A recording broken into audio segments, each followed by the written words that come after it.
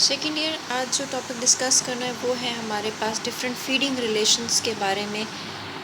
जैसे कि पहला रिलेशन हमारे पास आता है प्रीडेशन। ये हम वो तरीके पढ़ेंगे कि ऑर्गेनिजम्स अपनी फूड किस किस तरीके से ले सकते हैं दूसरों से। तो इसमें आ जाता है सबसे पहला इंटरेक्शन जो दो ऑर्गेनिजम्स के दरमियान में हो सकता है वो है प्रीडेशन का, यानी कि शिकार का। अब इसके अंदर दो ऑर्गेनिजम्स जो हैं वो मौजूद होते हैं। एक प्रीडेटर होता है।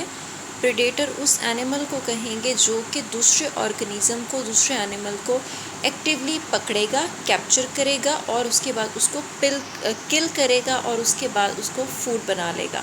और दूसरा हमारे पास ऑर्गेनिज्म होता है प्रे, यानी कि शिकार, जो शिकार हो रहा होता है, प्रीडेटर जो शिकारी होता है। तो प्रे हमारे पास वो ऑर्गेनिज्म होगा जो कि क्या हो जाएगा, कैप्चर हो जाएगा और उसको फूड बना लिया जाएगा।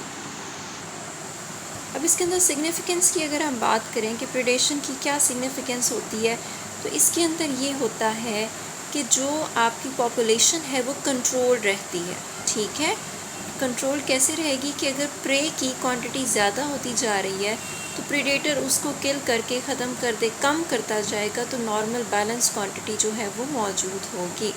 For example cat mouse example है, फॉक्स रैबिट एग्ज़ाम्पल है, सील फिश एग्ज़ाम्पल है, फ्रॉग मॉस्कीटोज़ एग्ज़ाम्पल है, हॉक या बर्ड्स की एग्ज़ाम्पल आ जाती है कि ये दोनों ऑर्गेनिज़म्स जो बताए हुए हैं ये वो ऑर्गेनिज़म्स होते हैं जो कि एक दूसरे के साथ प्रीडेशन और प्रीडेटर और प्रे का रिलेशन रखते हैं। नेक्स्ट इंटरेक्शन हमारे पास आता है पैरासिटिज़म का।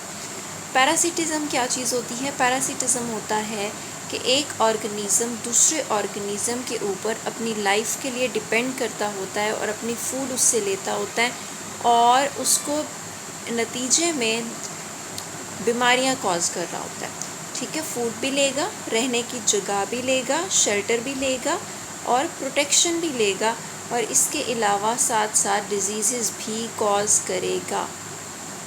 अच्छा, अब इसके बाद आ जाते होते हैं हमारे पास कि इन्फेस्टेशंस क्या होते हैं। इन्फेस्टेशंस हम कहते हैं कि जो डिजीज़ हो जाया करती हैं which are caused by parasites.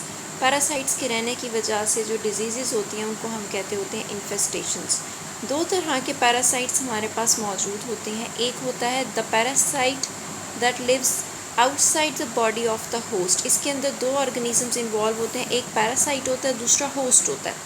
तो जो पैरासाइट होस्ट की बॉडी के बाहर रहेगा that will be called as ectoparasite, और दूसरा जो कि होस्ट की बॉडी के अंदर रहेगा it will be called as endoparasite. Ecto की एग्जांपल आती है हमारे पास वो फंगस जो कि हमारे बालों में डेंड्रफ कॉज करती है, वो बॉडी से बाहर रहा करती है।